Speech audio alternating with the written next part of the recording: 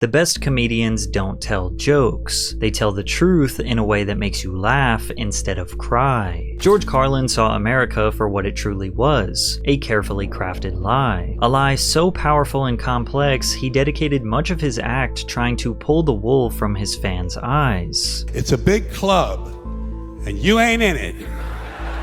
You and I are not in the big club. The table is tilted, folks. The game is rigged.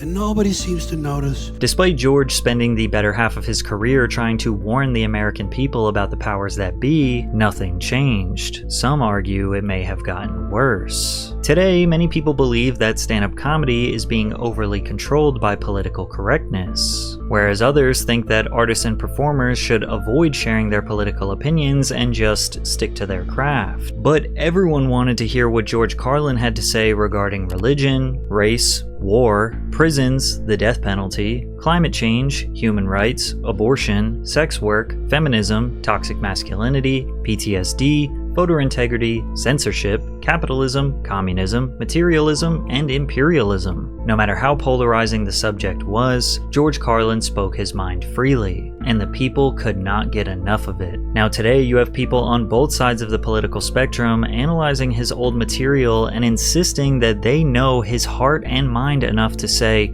oh, he would definitely agree with me on this, when in reality, he likely would not agree with you. Or them. Now there's one thing you might have noticed I don't complain about. Politicians. Everybody complains about politicians. Everybody says they suck. They come from American parents and American families. This is the best we can do, folks. Maybe it's not the politicians who suck. Maybe something else sucks around here.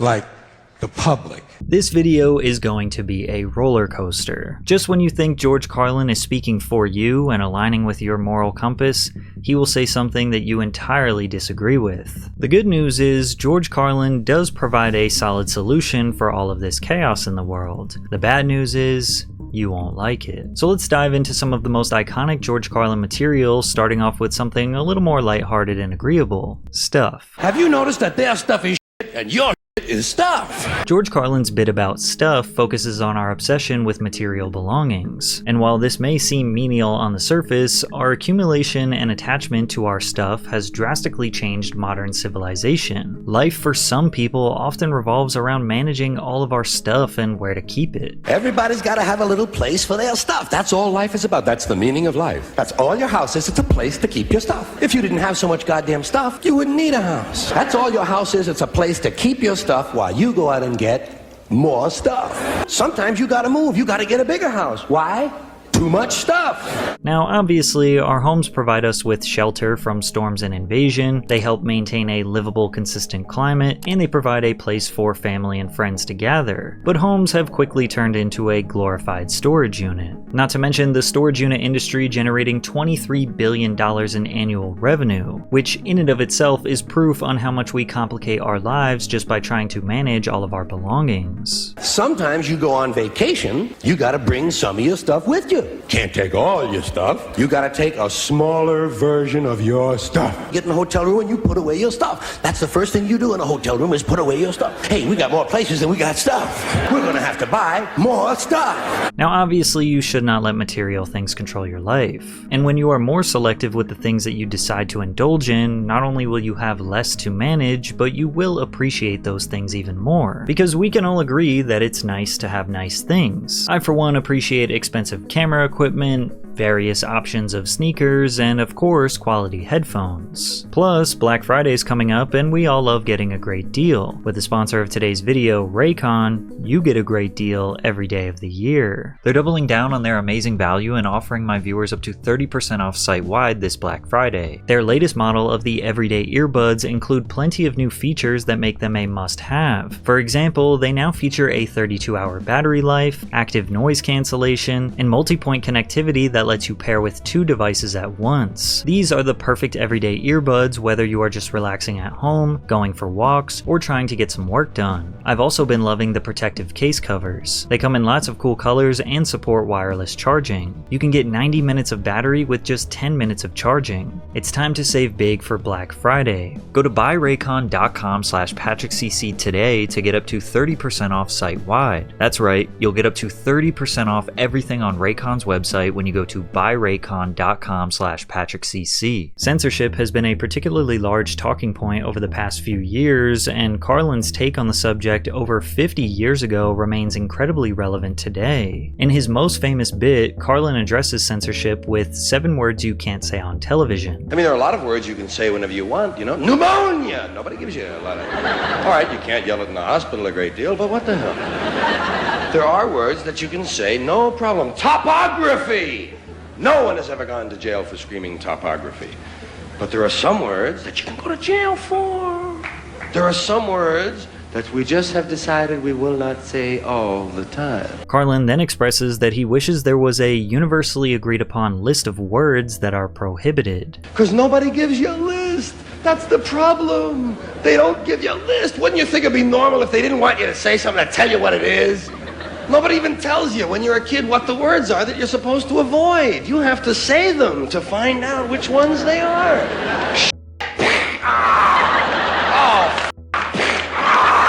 That's 2.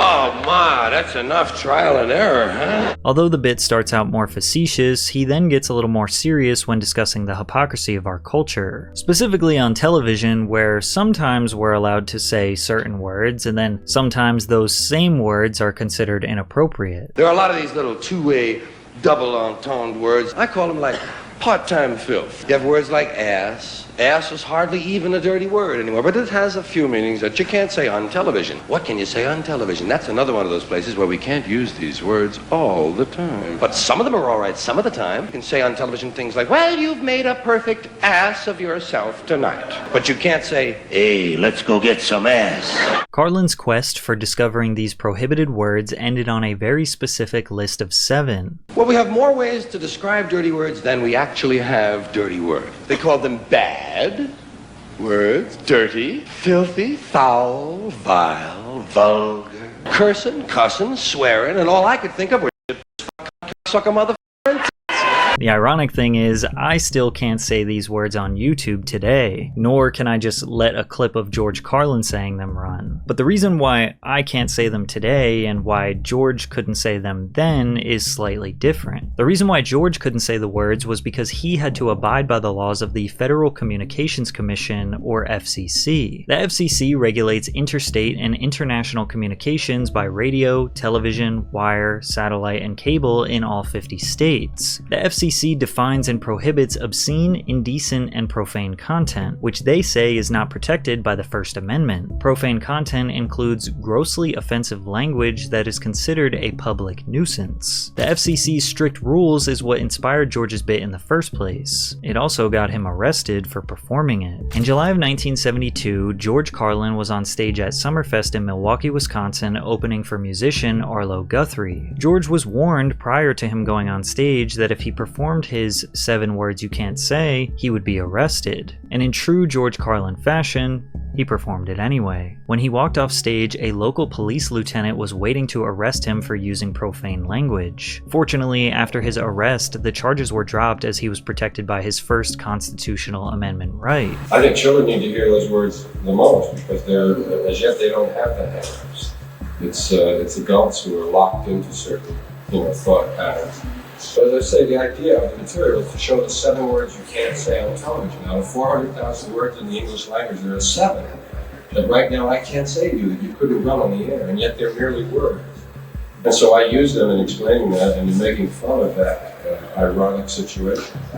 And so I find it kind of funny to be hassled for using them when my intention is to free us from hassling people for using them. But George's material would actually be the center of some litigation that got all the way up to the Supreme Court. In October of 1973, George would release his 5th album titled Occupation Fool. On that album was another very similar joke titled Filthy Words. Since George was a renowned comedian, comedy radio jockeys were excited to play his new material for their listeners. Well, on October 30th, 1973, East Coast station WBAI-FM warned their listeners that they were about to play Carlin's material that was potentially offensive. CBS executive John Douglas listened to the broadcast alongside his 15-year-old son as they drove home. Appalled, he filed a complaint with the FCC a few weeks later over the language aired in the middle of the day. In February 1975, the FCC issued a declaratory order that determined the broadcast to be indecent and threatened to impose sanctions on the Pacifica Foundation, who owned the radio station, over any subsequent complaints. Pacifica challenged this finding in court, and in 1977, the U.S. Court of Appeals for the District of Columbia Circuit ruled in favor of the broadcast entity by a 2-to-1 margin, sending the case all the way up to the Supreme Court. And surprise, surprise, the feds won in Supreme Court. But the FCC has almost no impact on our media today. Nearly everyone in America consumes their media almost entirely on the internet, whether that be independently produced social media content or subscription-based services like Netflix that are not bound by the regulations of the FCC. And while it is good that the government is not necessarily controlling our speech or interrupting our content, platforms like YouTube, which are more popular than TV, arguably restrict our speech even more. My personal YouTube partner manager once said to me in an email, "We have different and oftentimes more strict policies and standards than TV." The reason why I can't say George Carlin's 7 words is because YouTube will age restrict my content, meaning that users over the age of 18 are forced to sign in to be able to watch. So instead of clicking the sign in button, a lot of them just choose to skip the video. Now on the surface, this seems like a logical solution that even I could agree with, but there are some flaws.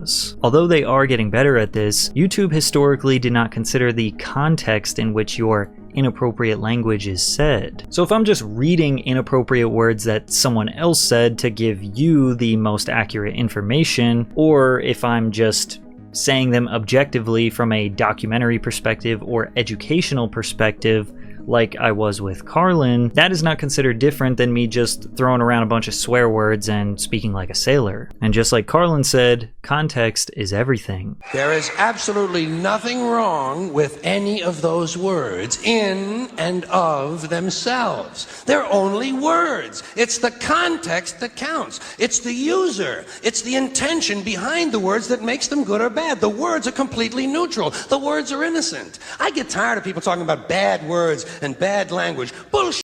It's the context that makes them good or bad. But perhaps the most frustrating part about words you cannot say is that it's always changing. You can't be afraid of words that speak the truth. Americans have trouble facing the truth, so they invent a kind of a soft language to protect themselves from it. And it gets worse with every generation. Today you can find an abundance of information about words that are now considered offensive or inappropriate. And one trend that you'll notice is that words that are deemed as inappropriate tend to get replaced with words that are less specific and a little more open for interpretation. Here are some examples. Instead of wheelchair bound, you should say wheelchair user. Instead of homeless, say people experiencing homelessness. Instead of master bedroom, because of its ties to slavery, say primary bedroom. Now, clearly defined and specific language is faster and more efficient to use, but it can often be less generally accurate. Like if you refer to just anyone in a wheelchair as crippled,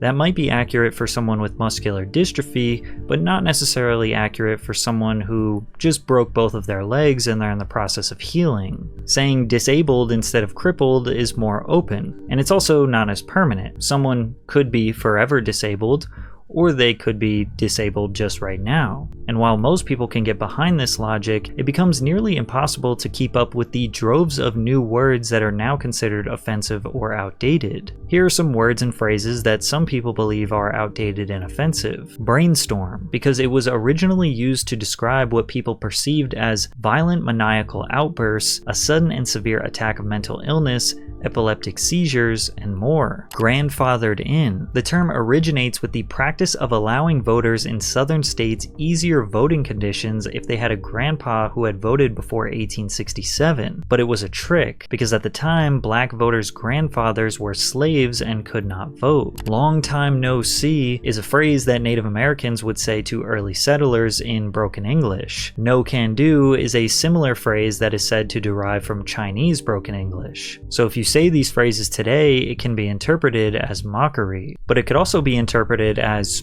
efficient. Why say more words when few words do trick? Some of you are genuinely baffled at this and think it's ridiculous. Some of you are like, that's interesting, and I will refrain from using those words and phrases. And the divide between you is because of what Carlin said in 1972. Everyone's list is different. You never know what's going to be on the list, because it's always somebody else's list. People's lists even change from day to day. Some people on Friday night, about 2 or 3 words. Sunday morning, goddamn, there's 27 words. These are the same people 2 days later. Different list. And even if you think you're doing the right thing and you're saying the right words today, one day, they'll probably turn around and become offensive. This is known as the euphemism treadmill. For example, neurodivergent is a present-day umbrella term that is acceptable to categorize ADHD, learning disabilities, and anxiety disorders. It's less specific, and people seem to prefer that. But now kids have turned that word into an insult by calling those types of people neuros. So give it some time and the word neurodivergent will be considered offensive because the people who called them neuros ruined it. So with all that being said, what's the solution?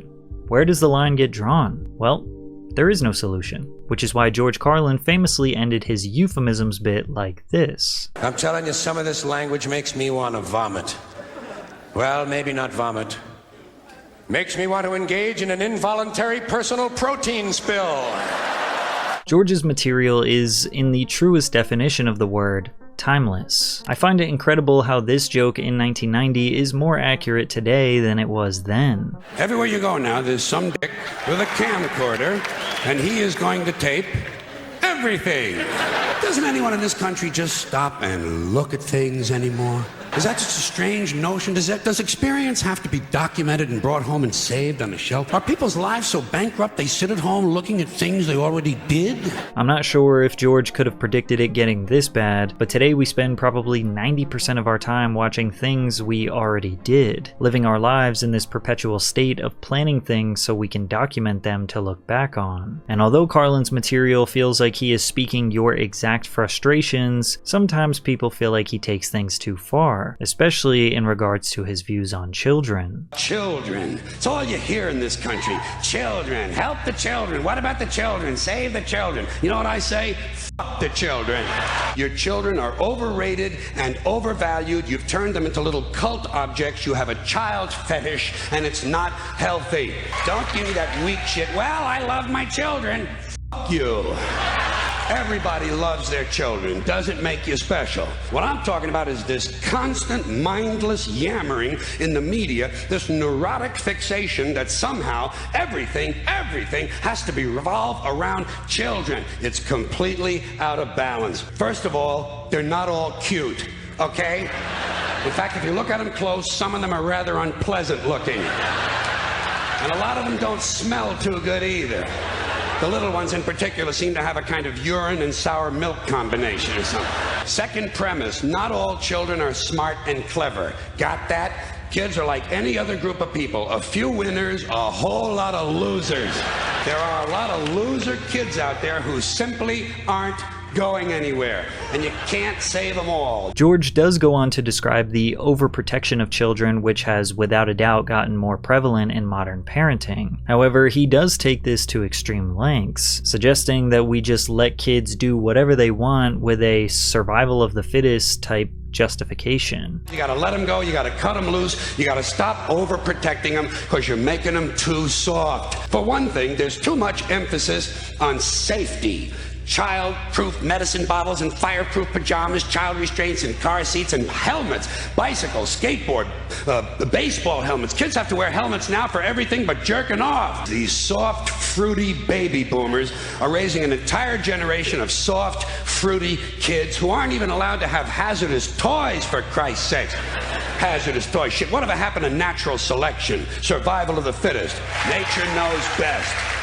We're saving entirely too many lives in this country of all ages. Nature should be allowed to do its job of killing off the weak and sickly and ignorant people without interference from airbags and batting helmets. George can definitely go from insightful philosopher to angry old man who hates everything pretty quickly. Although what he is saying is probably objectively true, if we have the resources to make the lives of our people safer, why wouldn't we do that? Considering George has a daughter of his own, I'm sure he did not just throw her to the wind and hope for the best. Or maybe he did. And it was a conversation my dad and I had never had, and we didn't have any real healthy conversation closure around it.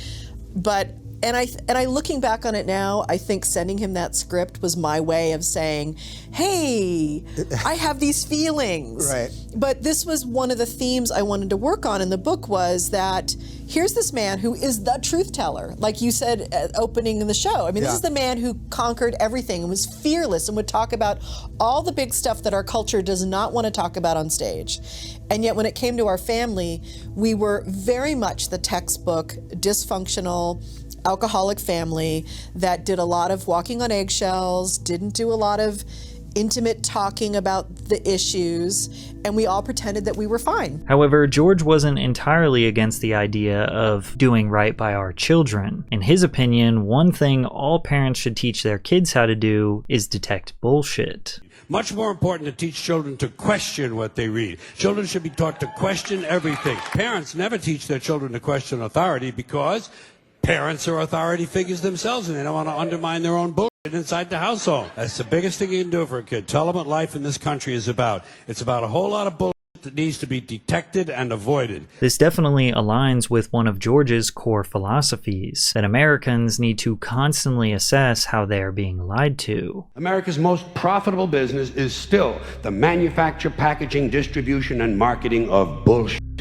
And the sad part is that most people seem to have been indoctrinated to believe that bullshit only comes from certain places, certain sources. Advertising, politics, salesmen, not true. Bullshit is everywhere. Parents are full of shit, teachers are full of shit, clergymen are full of shit, and law enforcement people are full of shit. And always has been, from the Declaration of Independence to the Constitution to the Star-Spangled Banner. It's still nothing more than one big steaming pile of red, white, and blue all-American bullshit.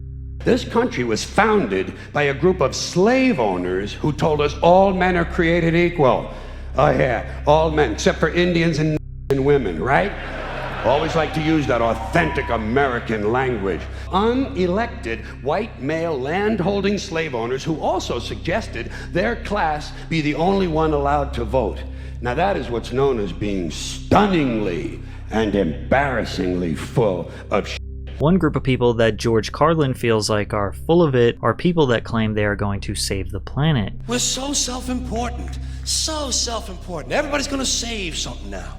Save the trees, save the bees, save the whales, save those snails. And the greatest arrogance of all, save the planet. What? Are these people kidding me? Save the planet? We don't even know how to take care of ourselves yet. We haven't learned how to care for one another. We're gonna save the planet? George opens with the basic fact that over 99.9% of every species that have ever lived are now extinct, which is incredible because there are still anywhere from 2 million to 3 trillion species alive today. Pretty narrow gap there. George brings this up because it's entirely natural for a species to go extinct, and he claims it's nothing but human ego to feel the need to control and protect nature, such as us passing laws like the Endangered Species Act that prevented extinction in African elephants, black-footed ferrets, bald eagles, American alligators, and dozens more. Now, George's argument is fact-based, but again, what is the harm in trying to protect endangered species? If we have the time, resources, and support to help the survival of another living being, why wouldn't we? Plus, humans were often the direct cause of the eradication of another species. However, it seems that George is not necessarily demonizing the noble work of these people, but rather the people who maintain this holier-than-thou attitude for their conservation efforts. Like the Yale School of Environment saying, the truth is we could survive without wild species, but they can't survive without us. I'm tired of these self-righteous environmentalists, these white bourgeois liberals who think the only thing wrong with this country is there aren't enough bicycle paths. Environmentalists don't give a shit shit about the planet. They don't care about the planet. Not in the abstract, they don't. You know what they're interested in? A clean place to live. Their own habitat. They're worried that someday in the future they might be personally inconvenienced. Narrow, unenlightened self-interest. There is nothing wrong with the planet. Nothing wrong with the planet. The planet is fine.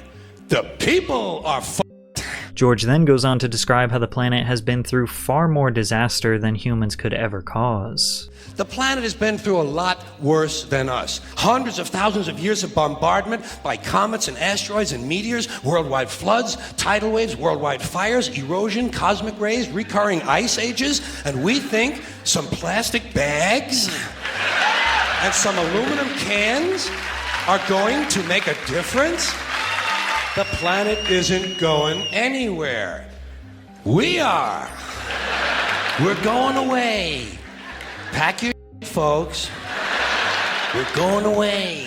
A common argument against climate change or any sort of environmentalist legislation is that the planet will be fine, and that we are banning or heavily restricting modern-day luxuries because some people believe that the impacts are hurting the planet. And in reality, yes, the planet will be fine, but humans have the ability to accelerate the extinction of humanity through their negligent treatment of the environment. However, the situation gets a little more complicated when learning that since 1988, just 100 companies have been responsible for 71% of global greenhouse gas emissions, or that one plane flight will emit more CO2 than the average person will in an entire year. But the majority of the blame gets put on individuals. You are constantly being shamed and pressured to reduce your carbon footprint, or massive rallies all over the world protesting and marching for a safer environment. This has led to incremental action like the ban on single-use plastic bags, which is no big deal and objectively better for all of the wildlife that are harmed by plastics, but it has led to bigger restrictions like the European Parliament's plans to ban combustion cars by 2035 and going all electric. Yet the dust that comes off brake pads is just as harmful, if not more, than diesel emissions. And in 2021, 52% of all particle emissions came from tires and brakes, but we need brakes on all cars, even the electric ones. So while we are eliminating some problems, we are not even addressing the most important and harmful ones. Plus, producing a lithium battery for an electric car emits over 70% more carbon dioxide than producing a conventional car. The mining process uses a lot of water, approximately 500,000 per ton of lithium, destroying farmland and local environments. A lithium battery expert from the University of Chile says, like any mining process, it is invasive. It scars the landscape. It destroys the water table and it pollutes the earth and the local wells. This isn't a green solution. It's not a solution at all. No solution will be perfect, and all will inevitably lead to more problems and draining more of the Earth's natural resources. But there is no doubt at all that massive corporations are polluting the Earth far more than the 8 billion individuals. And while some conservationists or environmentalists act like they are doing their noble deed for the good of the planet, this act to be more green, the reality is that they are doing it to protect human civilization. Or maybe not, or maybe it's all about money and power and protecting the interests of massive corporations. But Carlin is right, the planet will be fine. Humans will face the ramifications of our own actions. See, I don't worry about the little things. Bees, trees, whales, snails. I think we're part of a greater wisdom than we will ever understand. It doesn't punish, it doesn't judge at all. It just is. And so are we, for a little while. Thanks for being here with me for a little while tonight. Every now and again, you get a glimmer of hope from George. He once famously said, "Inside every cynical person, there's a disappointed idealist." And that idealist will come out from time to time. Like for instance, Carlin is very anti-capital punishment in the form of the death penalty. Kinda. Carlin makes fun of how America deals with it and punishment in general. He begins by pointing out the absurd contradictions America does in valuing the sanctity of life while also endorsing capital punishment, which does have some backing in the fact that the United States remains one of the few developed nations that still practices capital punishment, with 27 states maintaining the death penalty as of 2024. In this country now, there are a lot of people who want to expand the death penalty to include drug dealers, drive-bys, gang shootings. They're not afraid to die. Death penalty doesn't mean anything unless you use it on people who are afraid to die, like the bankers who launder the drug money. Or dare I say, the producers and manufacturers of these horrible drugs? No matter what the crime is, assault, drug dealing, murder, etc., research supports that the death penalty is not an effective deterrent for these crimes. Forget the dealers. You want to slow down that drug traffic, you got to start executing a few of these f***ing bankers. White, middle-class Republican bankers. I'm not talking about soft American executions like lethal injection. I'm talking about f***ing crucifixion, folks. And I'd go a little further. I'd crucify people upside down and naked. I'd have naked upside-down crucifixions on TV once a week at halftime of the Monday Night Football game. The Monday Night Crucifixions.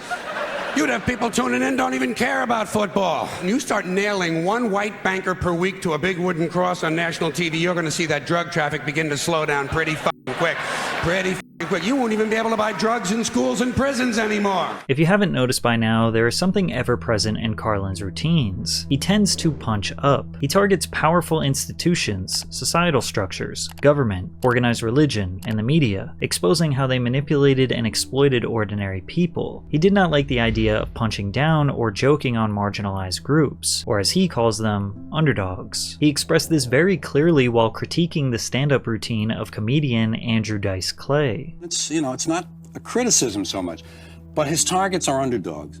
And comedy traditionally has picked on people in power, people who abuse their power. Women and gays and immigrants are kind of, to my way of thinking, underdogs.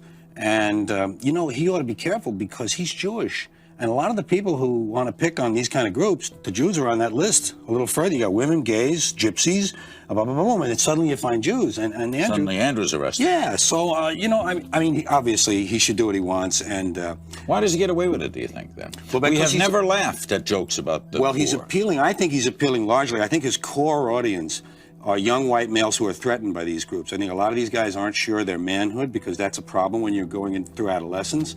Am I really? Could I be? I hope I'm not one of them. And the women who assert themselves and are competent are a threat to these men. And so are immigrants in terms of jobs. Carlin's take here aligns with much of the criticism towards popular comedians today. It seems like every comedian now combines social commentary and their political ideologies into their stand-up acts, which often resorts to them making jokes at the expense of vulnerable or marginalized groups, more specifically the LGBTQ community. And we have seen this nauseating cycle time and time again where a comedian makes a cheap joke at that community, and they get backlash online, and everyone with a podcast starts citing free speech and artistic freedom and how comedians can't joke about anything anymore, which has then resulted in a bunch of comedians just resorting a bulk of their material to talking about political correctness and cancel culture in comedy, when 99% of the time they just have hacky material that was inspired by out-of-touch Facebook users. But make no mistake, Carlin was not on your team, but he wasn't on theirs either, because even though George was defending marginalized groups, he was very clear that he hated all groups of people. I love people as I meet them one by one. People are just wonderful as individuals. You see the whole universe in their eyes if you look carefully. But as soon as they begin to group, as soon as they begin to clot, when there are 5 of them or 10, or even groups as small as 2, they begin to change. They sacrifice the beauty of the individual for the sake of the group. I decided it was all under the control of groups now, whether it's business, religion, political people, or what, and I would distance myself from wishing for a good outcome. Let it do what it's going to do, and I'll enjoy it as an entertainment. And I'll reflect. This is one of George's foundational beliefs, so don't get offended when he talks about Americans, because he's not necessarily talking about you, he's talking about all of us. I think people are stupid. I think it's pretty fundamental. People are stupid and easily manipulated. And the American people are really pretty stupid. And I don't mean these people here tonight. This is a different group. You hear this canard that politicians roll this one out a couple times a week. The American people are far more intelligent than they're given credit for. And I think that's 180 degrees out of whack. I think they're far less intelligent than they're given credit for. H.L. Mencken said, no one ever went broke underestimating the intelligence of the American public. And it's true. And if you need proof, you just listen to talk radio, read the letters to the editor, listen to the answers when someone with a microphone approaches someone. They said, who is the most trusted person? Who do you trust the most in this country? And Walter Cronkite won this poll. People said, Walter Cronkite, this is a newsreader for a commercial network. But the interesting thing is who came in second? Betty Crocker, okay? Betty Crocker, a fictional person, a lady from the front of a cookie box, the second most trusted person. Throughout Carlin's career, he's made it abundantly clear that he believes the average person is extremely manipulated, and he believes it starts at childhood. For instance, hell and angels, okay? These are very primitive. They get you when you're little, and they tell you there's a God. And if you can make people believe, I believe this, if you can make someone believe that there's an invisible man living in the sky who's watching everything you do, and keeping count of everything you do, which is good and which is bad, then you can make that person believe anything after that. Land of the free, home of the brave, the press is fair and impartial, justice is blind, all men are created equal, your vote is important, the United States government is on your side, the army is here to keep the peace, the police are on your side. The illusion of choice. We're led to feel free by the exercise of meaningless choices. For instance, important things, not too many choices. Unimportant things, ice cream flavors, what do you want? We got 31. Got the flavor of the week, got the flavor of the month. But political parties, we're down to 2. Towards the end of his comedy career, George held back less and less. In what seemed to be his last-ditch effort to fully pull the veil from your eyes, to finally get you to understand what America truly stands for, he performed his most profound material called The Big Club. You have owners. They own you. They own everything. They own all the important land. They own and control the corporations. They've long since bought and paid for the Senate, the Congress, the state houses, the city halls. They got the judges in their back pockets.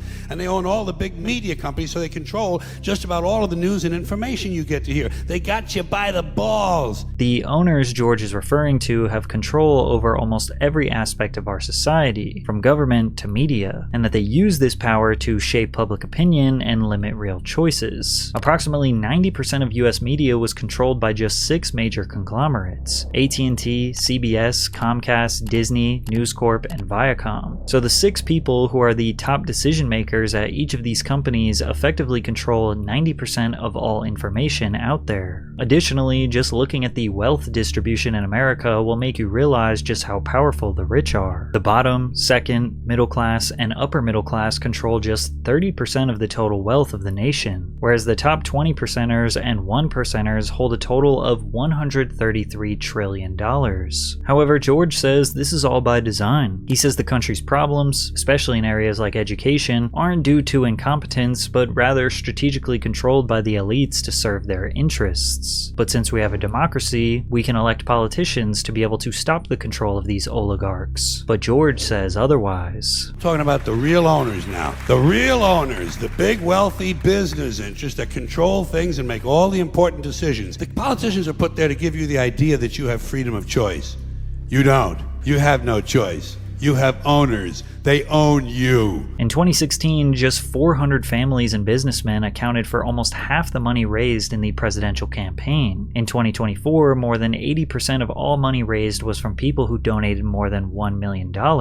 So you have to ask yourself, do the politicians care more about the few hundred people that are giving them millions of dollars, or you? You know what they want? They want obedient workers. People who are just smart enough to run the machines and do the paperwork, and just dumb enough to passively accept all these increasingly shit jobs with the lower pay, the longer hours, the reduced benefits, the end of overtime, and the vanishing pension that disappears the minute you go to collect it. And now they're coming for your Social Security money. They want your retirement money. They want it back. They'll get it all from you sooner or later because they own this place. It's a big club, and you ain't in it. You and I are not in the big club. Ultimately, George believes that our society doesn't change because Americans are too stupid to realize or don't care enough to fight it, which is exactly what the elites depend on. That's what the owners count on, the fact that Americans will probably remain willfully ignorant of the big red, white, and blue that's being jammed up their assholes every day. Because the owners of this country know the truth. It's called the American dream. Because you have to be asleep to believe it. Now, since Carlin spent over half of his life analyzing this crazy, corrupt world and informing us about it, surely he would have thought of and come up with a solution to fix all of this. But instead, he gave up on the human species. And some people are disappointed to hear that. They looked up to George. They saw him as this genius philosopher who was rooting for the underdog. But he's just a guy that was trying to show you that he was thinking. He didn't ask for all that praise. You gave it to him. I'm angry about, because anger implies that you have a stake in the outcome, that you care. And I don't really care. I don't. I mean, it comes across as anger. I realized I didn't really care about this outcome on this planet. I didn't care what happened to the species. I think this is a species that was given great gifts and had great potential and squandered them. I think it chose poor ways of organizing itself, socially and politically. I think it made a wrong turn when it came to buying the okey-doke that the spiritual leaders gave, the high priests. We turned it over to the high priests and the traders. It's commerce and religion that have ruined and spoiled the potential of this species. And in this country, the same two things are true, but this country is writ large. And this country is the leader in the decay of the soul, if you will, just I use that metaphorically. It's just, and I just don't care what happens to this country. I don't care. I don't give a f. So, and you know what, the only anger there is, and I recognize one in my voice there, you know what that is? It's really a reflection of disappointment and disillusionment and being let down by my species. You know, we had such great possibilities, and they're not being realized. You know, they talk about poets and philosophers, and well, aren't there? Yes, there are. How much influence do they have? None. There are more people writing poetry in America than there are reading it. Imagine that. Well, I guess that's true in a lot of fields, but you know, how could you do it? That's why I usually always use the second person. You know, I talk about the audience and I say, how can you know what you did? You know, I don't say, you know what we did here in this country. I say, you know what you people did? I put it on them. It's not my problem.